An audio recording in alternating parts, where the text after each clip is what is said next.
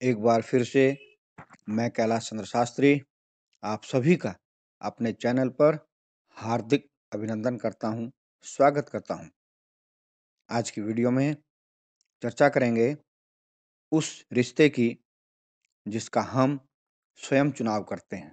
जी हाँ, जिसका हम स्वयं चुनाव करते हैं और उस रिश्ते को निभाना भी हम पर ही निर्भर करता है।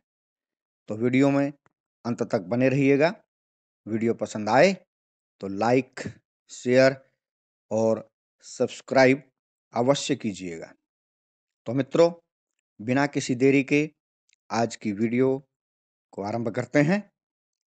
हमारे पैदा होते ही हमारे अनेकानेक रिश्ते भी स्वयमेव पैदा हो जाते हैं, जिन पर हमारा कोई जोर नहीं होता है।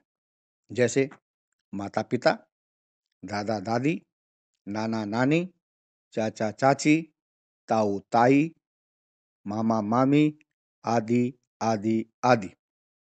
लेकिन जैसे ही हम बड़े होने लगते हैं, पढ़ना आरंभ करते हैं और समझदार होने लगते हैं, तो हम एक रिश्ते का चुनाव करते हैं और वह रिश्ता है, जी हाँ, ठीक समझे आप, मित्रता का रिश्ता, जिसे हम फ्रेंडशिप कहते हैं, जिसका चुनाव हम स्वयं करते हैं, जिसमें कोई जाति बंधन नहीं होता, अमीर गरीब नहीं होता, ऊंच नीच नहीं होता, निर्बल बलवान नहीं होता, अर्थात किसी भी प्रकार का कोई बंधन नहीं होता है। केवल हमारा चुनाव होता है कि हम किसे मित्रता के रिश्ते में बांध रहे हैं। मित्र बाल सखा हो सकता है, विद्यालय, महाविद्यालय, विश्वविद्यालय स्तर का हो सकता है, या फिर जहां हम और आप कार्य कर रहे हैं वहां का भी हो सकता है। आज मैं आप सभी से महाभारत कालीन दो मित्रताओं का वर्णन करने जा रहा हूं, जिसमें से एक को तो आप भली भांति जानते हैं। जी हाँ, कृष्ण और सुदामा की मित्रता। श्री कृष्ण जो बाद में द्वारिकाधीश बने और सुदामा दरिद्रता से घिरे रहे, परंतु पत्नी सुशीला के कहने पर मात्र चावल लेकर द्वारिकाधीश के पास पहुंचे और वहां कुछ भी मांग नहीं पाए, परंतु द्वारिकाधीश श्री कृष्ण ने उन्हें वह सब वैभव प्रदान किया जो शायद सुदामा मांगने पर प्राप्त नहीं कर सकते थे, या ये समझें कि वो कल्पना भी नहीं कर सकते थे। और उसके बाद सुदामा जी को कभी भी मांगने की आवश्यकता नहीं पड़ी, भगवान ने उनको इतना दिया। दूसरी मित्रता द्रोणाचार्य और द्रुपद की।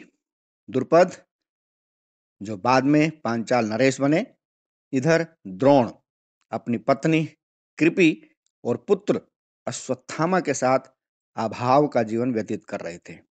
यहाँ पर भी माता कृपि अपने पुत्र अश्वत्थामा के दूध मांगने पर जल में आटा मिलाकर पिलाती थी।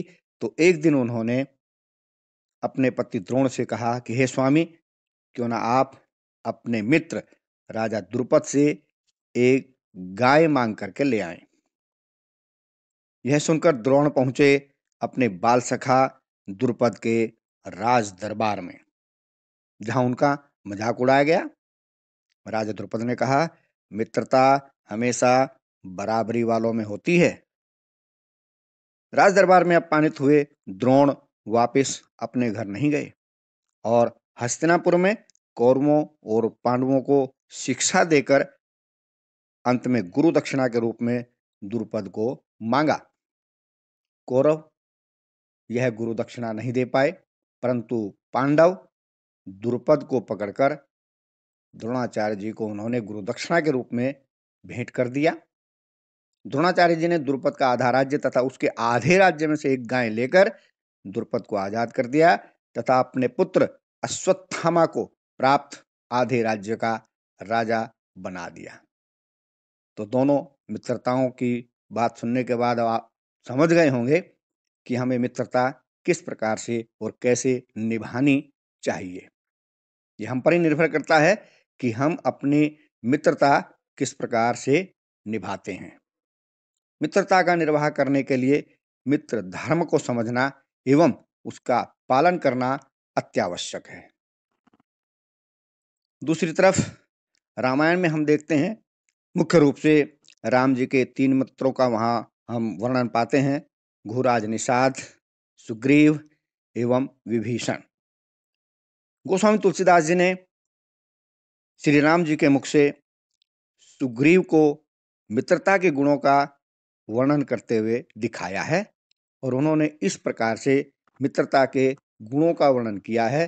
तो चलो अब मित्रता के गुणों को, विशेषताओं को, जो भी आप समझें उसको जान लेते हैं और यदि संभव है तो जीवन में उस मित्रता के धर्म को हमें निभाने का प्रयास करना चाहिए।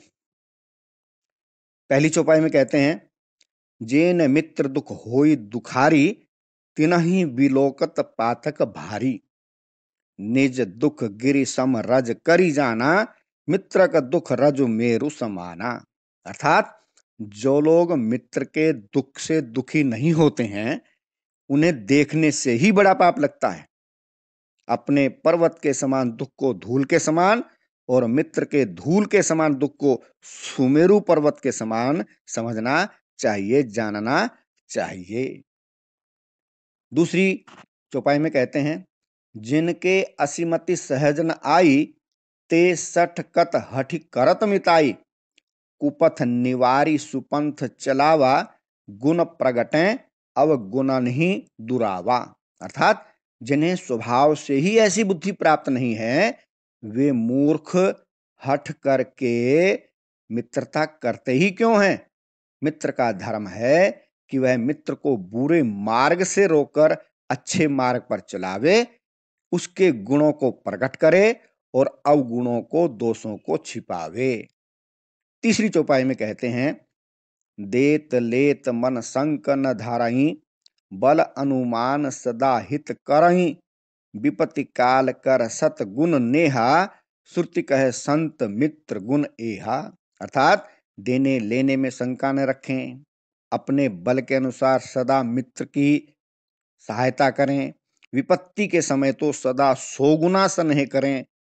वेद कहते हैं कि संत अर्थात श्रेष्ठ मित्र के ये गुण हैं, लक्षण हैं।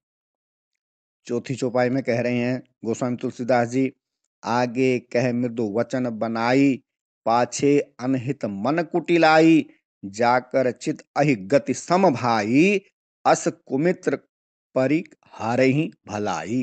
अर्थात जो सामने तो बना बनाकर कोमल वचन कहता है और पीठ पीछे बुराई करता है तथा मन में कुटिलता रखता है, हे भाई, इस प्रकार जिसका मन सांप की चाल के समान टेढ़ा है, ऐसे कुमित्र को तो त्यागने में ही भलाई है।